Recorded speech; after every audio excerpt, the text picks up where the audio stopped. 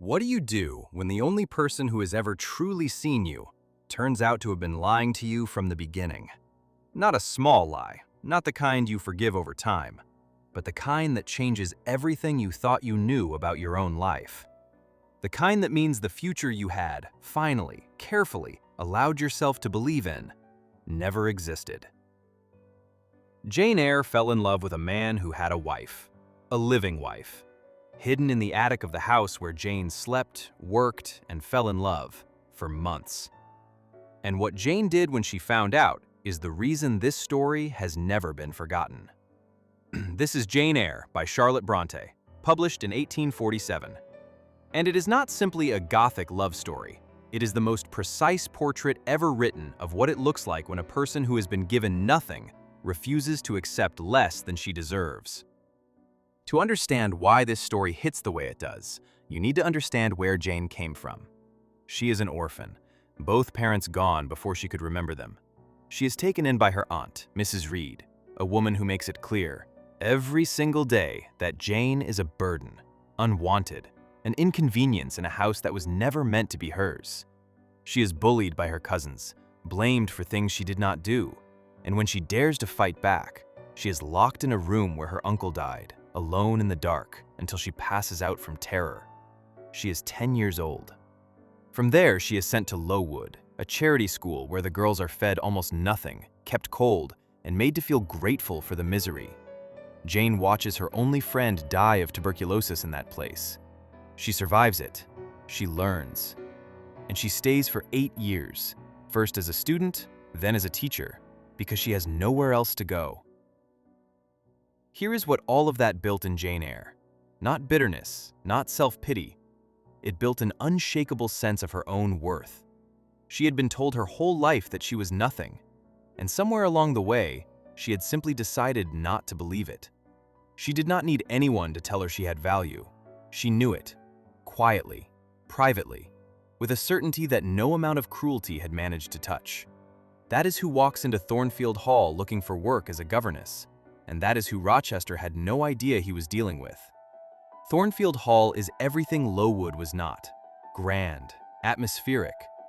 Jane's employer is Edward Rochester. He is not what you picture when you imagine a romantic lead. He is not gentle or soft or easy. He is blunt, moody, and carries a weight around with him that he never explains to anyone. He is also, despite all of that, or possibly because of it, completely compelling. He does not treat Jane the way everyone else has treated her. He does not talk down to her, does not manage her or ignore her.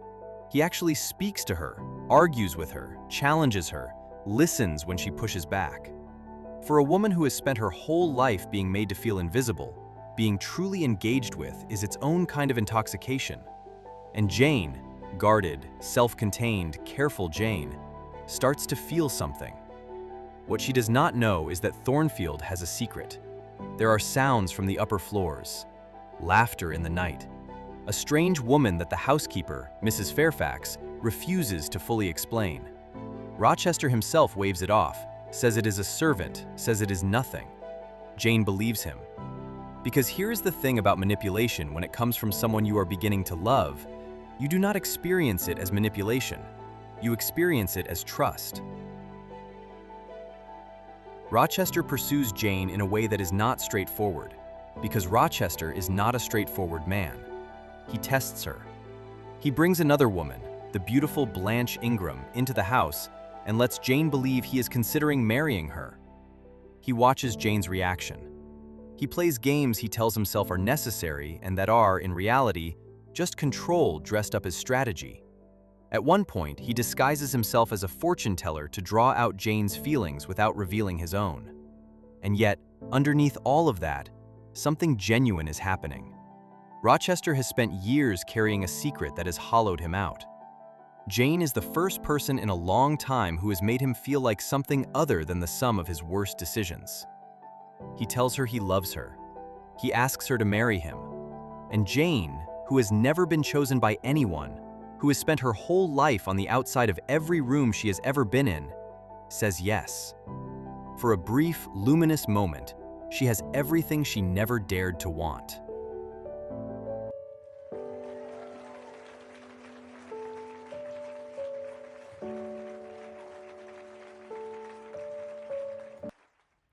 The wedding is interrupted.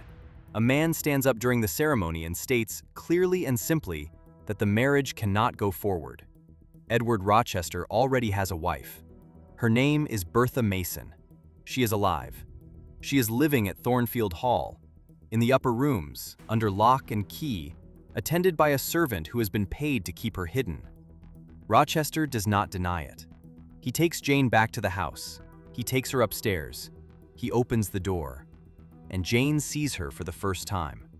Bertha Mason, Rochester's legal wife. A woman who moves and sounds in ways that do not seem fully human anymore. Wild, unpredictable, frightening to look at. Rochester's explanation is this: he was tricked into the marriage when he was young. His family wanted the match for the money. Bertha's own family hid the history of madness that ran through her blood. By the time he understood what he had married, it was too late to undo it. He looks at Jane and asks, what was he supposed to do? Was he supposed to live alone forever? Was he not allowed to find something real? And this is where the story becomes genuinely complicated, because part of what he is saying is true. He was manipulated into a marriage he did not choose. His life has been genuinely shaped by something he could not fully control. But he chose to hide it. He chose to pursue Jane while Bertha was alive and living in his house. He let Jane fall in love with him. He stood with her at that altar. Whatever was done to Rochester, Jane did not do it, and she is the one paying for it. Here is something the story asks us to sit with, even if Rochester does not. Bertha Mason is not simply a plot device. She is a person, a woman who was, by all accounts, spirited and beautiful when Rochester married her. A Creole woman from Jamaica, brought to England, locked away from her family, her culture, her language, and her life, and kept in an attic for years while her husband built himself a new existence and told himself he had no choice. What would that do to a person? What does complete isolation, loss of identity, and total powerlessness do to a mind over years and years? Bronte does not answer that question directly, but she puts Bertha in the story and she makes sure we see her, not as a monster, as a woman who has been failed completely by the same man who is now asking Jane to stay. Rochester calls Bertha mad, and perhaps by the end, she is. But the story leaves open the question of what came first, the madness or everything that was done to her. Rochester begs Jane to stay. He argues that the marriage to Bertha is not real, that it was a lie from the beginning, that what he and Jane have is the truest thing in his life, that the law is wrong, that society is wrong, and that what matters is what they feel. And here is what makes Jane Eyre one of the most extraordinary characters in all of literature. She knows he is right about some of it. She knows the marriage was a trap. She knows he loves her. She knows that leaving means walking away from the only person who has ever made her feel like she belongs somewhere. And she leaves anyway. Not because she does not love him. She does, completely. She leaves because staying would mean becoming something she has spent her entire life refusing to be. A woman who compromises herself for someone else's convenience. A woman who accepts less than she deserves because she is afraid there is nothing better waiting. The psychology of this moment is remarkable. Jane has every reason to stay. She is alone, she has no money, she has nowhere to go. The practical argument for remaining at Thornfield is overwhelming. But Jane had been building something her entire life. Through the cruelty of her aunt, through the cold of Lowood, through every moment she was made to feel worthless. She had been building an identity that nobody could take from her. And she understands, instinctively, that if she stays, that is exactly what will happen. So she walks out, in the middle of the night, with almost nothing, and she nearly dies for it, wandering the moors, hungry, alone, until strangers take her in. While Jane is gone, Bertha Mason burns Thornfield Hall to the ground. She sets fire to the building in the night, and Rochester, rather than saving himself, goes back into the flames trying to get the servants out. He survives, but barely. The fire takes his sight, his hand, his house, everything he had built his life around. Jane finds out through a stranger's account, and what she does next tells you everything about who she is. She goes back. Not because he is wealthy, he has lost almost everything.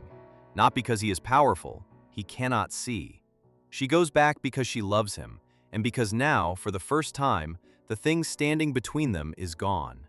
When she finds him, broken, diminished, certain she will not want him now, she tells him plainly that she does, that she always did, that none of what she feels has anything to do with what he has or has not lost. They marry, quietly, with nothing to hide. Jane Eyre is not a story about a woman who was rescued by love. It is a story about a woman who rescued herself and then chose to love from a place of strength, not desperation. Every person in Jane's life had told her, in one way or another, that she was not enough. Not enough to be loved, not enough to belong, not enough to deserve what she wanted. She refused to agree. And when the person she finally let herself love asked her to compromise everything she had built, she refused that too. The fire, the blindness, the loss. Bronte does not write these as punishment for Rochester. She writes them as the moment the power finally balances. Jane does not return to a man who holds everything and offers her a corner of it. She returns to someone who needs her, someone who meets her at last as an equal. That is what she had been waiting for her entire life, not to be rescued, to be met. Jane got the man, but only after proving she could live without him. Maybe that is the real love story. Charlotte Bronte wasn't simply writing a romance. She was asking a question that still feels surprisingly modern. Can two people truly love each other before they know how to stand on their own?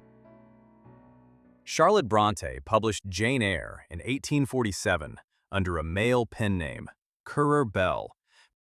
Click the link in the description box to read the book, or go to our website, www.amplereads.com, and check it out. If this one stayed with you, subscribe.